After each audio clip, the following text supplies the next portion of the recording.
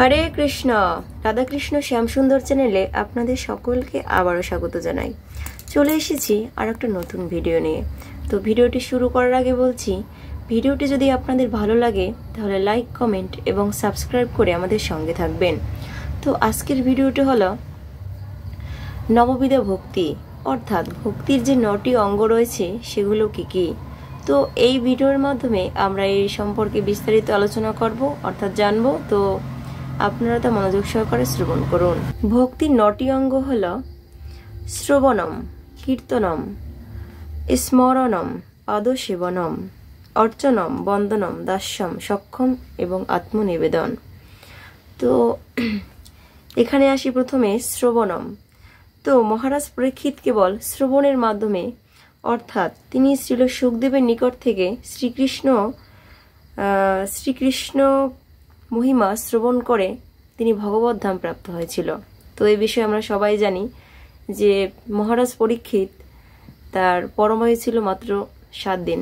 যখন সে জানতে পারে যে তার সর্পদংশনে মৃত্যু হবে, তখন সে কি করলো, ভগবানের চরণে আত্মসমর্পণ করেছিল এবং ব্যাসদেবের পুত্র শ্রীল সুখদেবের নিকট থেকে তিনি 7 দিন একভাবে না খেয়ে না ঘুমিয়ে কেবলমাত্র ভাগবতম শ্রবণ করার মাধ্যমে তিনি ভগবত ধাম লাভ করেছিল। তো এর জন্য এখানে শ্রবণকে খুবই গুরুত্ব দেওয়া হয়েছে। তো দ্বিতীয় হচ্ছে কীর্তনম। শ্রীল সুখদেব গোস্বামী একই গতি লাভ করেন তার পিতা মহান ঋষি ব্যাসদেবের নিকট থেকে লব্ধ অপ্রাকৃত সংবাদ ভগবত গুণমহিমা অবিকৃতভাবে কীর্তনের মাধ্যমে।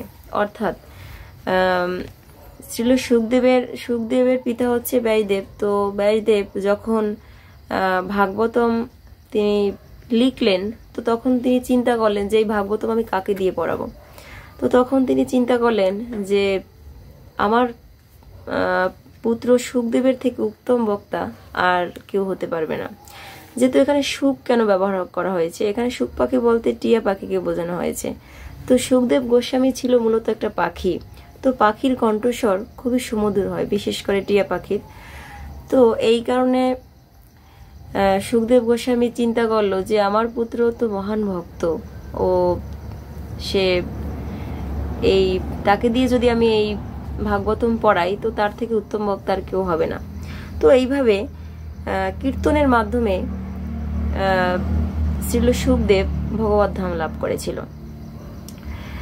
তো পরে আসি স্মরণ। মহারাজ প্রহ্লাদ ভগবানের শুদ্ধ ভক্ত দেবর্ষি নারদ মুনির উপদেশ অনুসারে সর্বদা অনুক্ষণ ভগবানের চিন্তন করত। তো আমরা ছোট থেকে বড় সবাই হয়তো বা প্রহ্লাদ মহারাজের নাম শুনেছি বা শুনে থাকবো। তো প্রহ্লাদ মহারাজ খুব ছোটবেলা থেকেই পরম বিষ্ণু ভক্ত ছিল। তার পিতা নানাভাবে তাকে মারতে চেয়েছে, কিন্তু তিনি ব্যর্থ হয়েছে। কারণ এর একটাই ছিল যে তিনি তার ভগবানের প্রতি সে এমনই সংকল্পবদ্ধ, এতই দৃঢ় ভক্তি ছিল তার, যে তার পিতা শত চেষ্টার পরও তাকে কোনো ক্ষতি করতে পারেনি। তো এর মাধ্যমে আমরা এটাই বুঝতে পারি যে আমরা যদি ভগবানের ঠিক প্রহ্লাদ মহারাজের মতো যদি আমরাও ভগবানের প্রতি দৃঢ় ভক্তি রাখি, তাহলে আমরাও অনায়াসে সমস্ত বিপদ থেকে মুক্তি পেতে পারি, উদ্ধার পেতে পারি। তো পরে আসি পাদসেবনম। তো সৌভাগ্যের অধিষ্ঠাত্রী দেবী লক্ষ্মী সর্বদা শ্রী নারায়ণের পাদ সেবন করে চলেছে। তো এইভাবেই তিনি সাফল্য লাভ করেন। তো এখানে দেখা যাচ্ছে যে তিনি তো লক্ষ্মী, তাও তিনি সর্বদা নারায়ণের পাদ সেবন করছে। তো এখানে জড়জাগতিক আমরা যারা আছি, বলা হয়েছে স্বামীকে শাস্ত্রে বলা হয়েছে নারায়ণ তুল্য বলা হয়েছে। তো আমরা সমস্ত স্ত্রী জাতি যদি স্বামীর পাদ সেবন করে, তাহলে এরকম উল্লেখ আছে যে তার টাকা পয়সা সৌভাগ্য সবকিছু তার অনায়াসেই লাভ করতে পারে। তো এর জন্য আমরাও স্বামীকে নারায়ণ তুল্য মনে করে তার পাদ সেবন করতে পারি, তাতে আমরা ভগবানের বিশেষ কৃপা লাভ করতে পারবো। পরে আসি অর্চনম, অর্থাৎ পূজা। মহারাজ পৃথু কেবল ভগবানের পূজার মাধ্যমে সর্বসিদ্ধি প্রাপ্ত হন। আমরা সবাই হয়তো বা পৃথু মহারাজের কথা শুনেছি। তিনি কেবল ভগবানের পূজার মাধ্যমে তিনি সর্বোচ্চ সিদ্ধি লাভ করেছিল, তাই এখানে পৃথু মহারাজের কথা উল্লেখ করা হয়েছে। পরে আসি বন্দনম। বন্দন বলতে কি বোঝানো হয়েছে?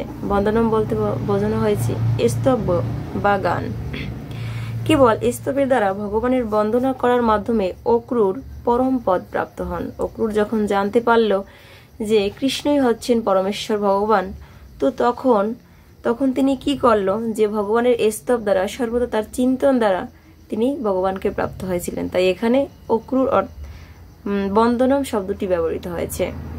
পরে আসি দাস্যম অর্থাৎ আজ্ঞা পালন।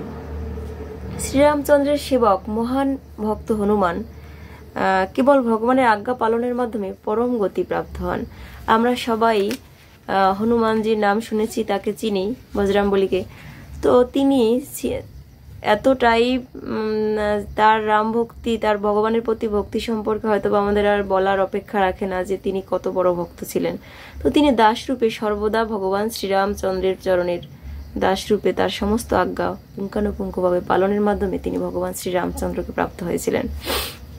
এমনকি তিনি তার বক্ষ ছেদন করে শ্রীরামচন্দ্র এবং সীতামাতাকে দেখিয়েছিল, যেটা আমাদের এই জড়জাগতিক ক্ষেত্রে এমন ভক্ত হয়তোবা দুর্লভ বললে কম হবে, মানে দেখাই এটা সম্ভব না।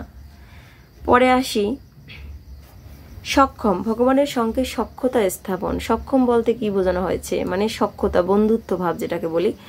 তো এর সব থেকে বড় উদাহরণ হচ্ছে মহাবীর অর্জুন। ভগবানের সঙ্গে সখ্যতার মাধ্যমে পূর্ণ সিদ্ধি অর্জন করেন। অত্যন্ত প্রীত হয়ে ভগবান অর্জুনের ভবিষ্যৎ অনুগামী মানুষদের জন্য ভগবদ্গীতার অমৃতময় জ্ঞান ভগবান উপদেশ করেন, যে জ্ঞানকে আশ্রয় করে আমরা অচিরে এই দুঃখময় সংসারকে পার হতে পারি। তো অর্জুন যখন কুরুক্ষেত্রের রণাঙ্গনে দুপক্ষে নিকট আত্মীয়দের দেখে তিনি যুদ্ধ করতে নারাজ করেছিলেন, তো ভগবান তখন এই গীতার অমৃতময় জ্ঞান তাকে প্রদান করেছিল, যার মাধ্যমে অর্জুন সমস্ত শোক পরিত্যাগ করে তিনি যুদ্ধ করতে দৃঢ় সংকল্পবদ্ধ হয়েছিলেন। তো এখানে অর্জুনের মাধ্যমে ভগবান আমাদের সমগ্র মানব জাতিকে শিক্ষা দিলেন যে তোমরাও এই জড়জাগতিক মিথ্যার মায়ায় না জড়িয়ে তোমরা ভগবানের শরণাগত হও এবং এই গীতার জ্ঞানকে আশ্রয় করে, যাতে আমরা পরম সিদ্ধি প্রাপ্ত হতে পারি। তাই তো ভগবানের গীতার অমৃতময় জ্ঞান আমাদের দিয়ে গেছে। তো পরে আসি আত্মনিবেদন। মহারাজ বলি তার সর্বস্ব এমনকি নিজ দেহটিকেও ভগবানকে সম্পূর্ণরূপে নিবেদনের মাধ্যমে তিনি সাফল্য প্রাপ্ত হন।